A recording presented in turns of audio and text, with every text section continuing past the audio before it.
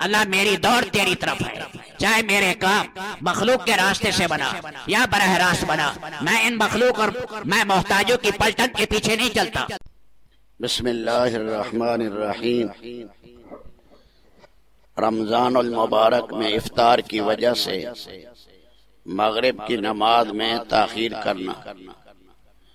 رمضان المبارک میں افطار کی وجہ سے مغرب کی نماز میں کوئی تاخیر کرنا جائز بلکہ اولا اور افضل ہے، تاکہ تمام روزے دار اطمینان سے افطاری کر کے نماز بجماعت میں شریک ہو سکے۔ حضرت انس رضی اللہ تعالیٰ عنہ سے روایت ہے، قال رسول اللہ صلی اللہ علیہ وسلم اذا اقیمت الصلاة واحدکم صائم فلیبدأ بالعشاء قبل صلاة المغرب ولا تعجلوا عن عشائکم۔ رسول اللہ صلی اللہ علیہ وسلم نے فرمایا، جب نماز کھڑی کر دی جائے اور تم میں کوئی روزے سے ہو تو اسے چاہیے کہ مغرب کی نماز سے پہلے کھانا کھا لے، اور تم نماز کو اپنے کھانے سے پہلے نہ پڑھو۔ حضرت نافع رضی اللہ تعالیٰ عنہ فرماتے ہیں کہ عبداللہ ابن عمر ہم میں بعض اوقات روزے کی حالت میں ملاقات کرتے تھے، اور آپ کے لیے افطار کے وقت شام کا کھانا پیش کیا جاتا۔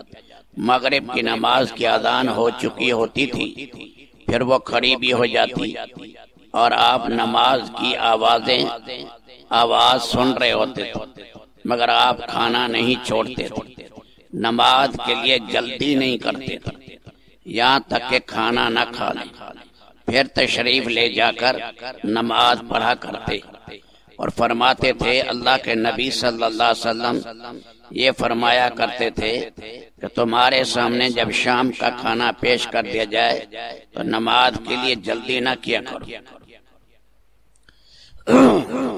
مسجد میں افطار کرنا۔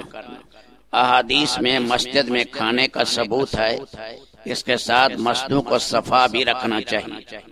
عبداللہ ابن حارث ابن جز زبیدی سے روایت ہے، قلنا ناکل علی عہد رسول اللہ صلی اللہ علیہ وسلم فی المسجد الخبز واللحم۔ ہم حضور صلی اللہ علیہ وسلم کے زمانے میں مسجد میں روٹی اور گوشت کھایا کرتے تھے، اور ایک روایت میں ہم رسول اللہ کے ہمراہ مسجد میں بھنا ہوا گوشت بھی کھا لیا کرتے تھے۔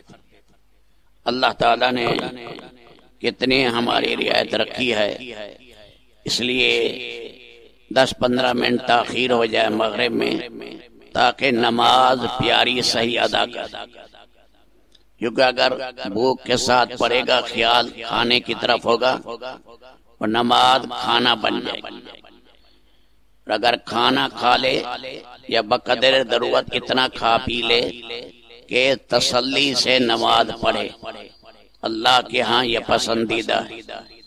اسی طرح پیٹ میں گیس ہے اور وضو کا دباؤ ہے تو تقاضے سے پہلے فارغ ہو جائے، 1 رکعت 2 رکعت جاتی ہیں تو جاتی رہتی، لیکن جو ہے پیشاب کا تقاضا ہے، چھوٹا استنجا یا بڑا استنجا، اس سے فارغ ہو جائے پھر نماز پڑھے۔ ایسا نہ ہو ساری نماز خراب ہو جائے اسی خیال کے اندر۔ اللہ تعالیٰ اسی طرح مسجد میں ضرورت کے بغیر کھا پی سکتا ہے، لیکن دسترخوان بچھاؤ تاکہ مسجد کی صفیں خراب نہ ہو۔ اللہ تعالیٰ عمل کی توفیق۔